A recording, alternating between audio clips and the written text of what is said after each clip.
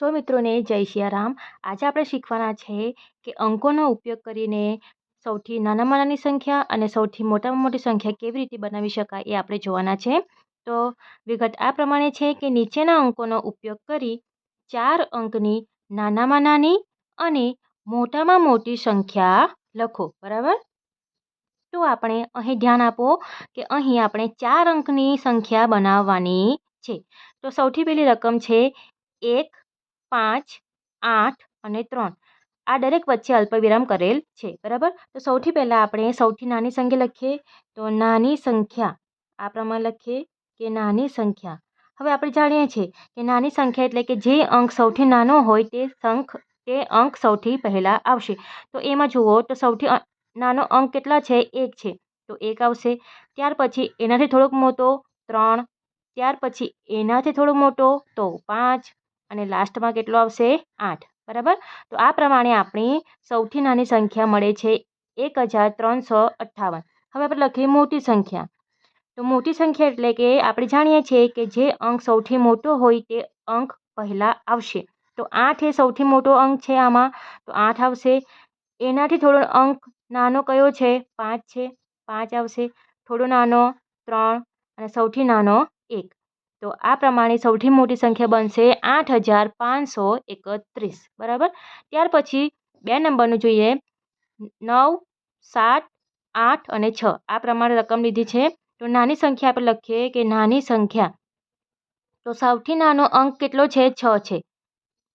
એનાથી થોડો મોટો 7, એનાથી થોડો મોટો 8 અને પછી આવશે 9। બરાબર, અને મોટી સંખ્યા એટલે કે સૌથી મોટો અંક કયો છે?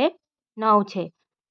થોડો નાનો 8, થોડો નાનો 7 અને સૌથી નાનો 6। બરાબર, તો નાની સંખ્યા મળે છે 6789 અને મોટી સંખ્યા મળે છે 9876। બરાબર, ત્યાર પછી હવે 3 નંબરનું જુઓ તો સૌથી નાની સંખ્યા, નાની સંખ્યા। હવે જુઓ એમાં થોડું ટ્વિસ્ટ છે। બરાબર, હવે નાની સંખ્યા આપણે જોઈએ છે કે એમાં સૌથી નાનો અંક કેટલો છે? 0 છે। બરાબર, 0 એ સૌથી નાનો અંક છે। બરાબર, તો આપણે જુઓ આપણે સૌથી પહેલાં આપણે 0 લખીએ, ત્યાર પછી એનાથી થોડો મોટો 1, પછી મોટો 5 અને પછી મોટો 8। આ પ્રમાણે આપણે સંખ્યા લખીએ છીએ તો આ સંખ્યા 3 અંકની કહેવાય। કેટલા અંકની કહેવાય? 3 અંકની, કારણ કે 0 જે છે એ આગળ છે એટલે આ 3 અંકની સંખ્યા કહેવાય। આપણે લાવવાની કેટલી છે? 4 અંકની, એટલે શું આવશે? 0 પછીનો મોટો અંક કેટલો છે? 1 છે, તો 1 પહેલાં આવશે અને 0 પછી આવશે, અને પછી થોડો મોટો 5 અને પછી સૌથી મોટો 8।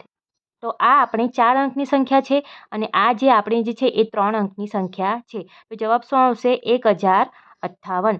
ત્યાર પછી આપણે મોટી સંખ્યા લખીએ તો મોટી સંખ્યામાં સૌથી મોટો અંક કેટલો છે? 8, ત્યાર પછી 5, પછી 1 અને 0। તો આ પ્રમાણે સૌથી મોટી સંખ્યા બને છે 8510।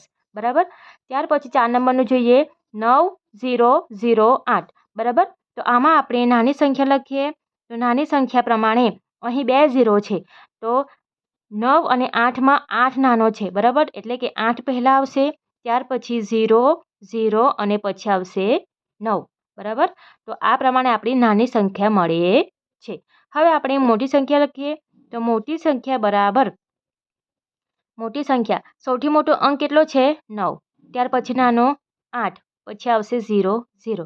જ્યારે આપણે 0, આ આપણો જવાબ છે નાની સંખ્યામાં, અને આપણે 0 આગળ લખીએ તો આ પ્રમાણે સંખ્યા બને છે। તો આ કેટલા અંકની કહેવાશે? 2 અંકની કહેવાશે, કારણ કે 0 આગળ હોવાથી આ સંખ્યામાં આ સંખ્યા 2 અંકની કહેવાશે। એટલે આને 0 જે છે એને વચ્ચે લખવું પડશે, તો આપણી 4 અંકની સંખ્યા બનશે। બરાબર, હવે 5 નંબરનો દાખલા જુઓ। 5 નંબરની રકમ કે નાની સંખ્યા, ફરી પાછો એમાં 0 છે એટલે શું કરવાનું? 0થી થોડી મોટી સંખ્યા કેટલી છે? 5 છે, તો 5 લખીને પછી 0 લખવાના, પછી 7 અને 8। બરાબર, તો આ પ્રમાણે નાની સંખ્યા મળે છે। હવે આપણે મોટી સંખ્યા લખીએ તો મોટી સંખ્યામાં તો કોઈ વાંધો આવતો જ નથી। સૌથી મોટો અંક કેટલો છે? 8 છે, ત્યાર પછી નાનો અંક 7, ત્યાર પછી થોડો નાનો 5 અને સૌથી નાનો 0। બરાબર, હવે આપણે નાની સંખ્યા 6 નંબરના રકમમાં લખીએ તો નાની સંખ્યા બરાબર, નાની સંખ્યા ઝીરોનું જોવાનું કામ નથી. ઝીરો સિવાયની થોડી મોટી સંખ્યા કેટલી છે? 8 છે.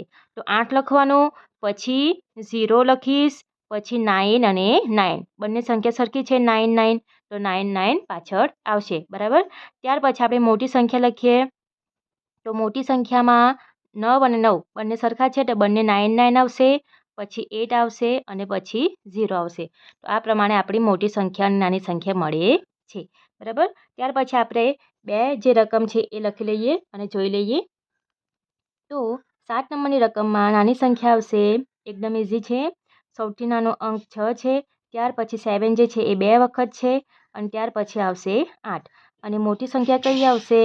તો મોટી સંખ્યામાં સૌથી મોટો અંક 8 છે.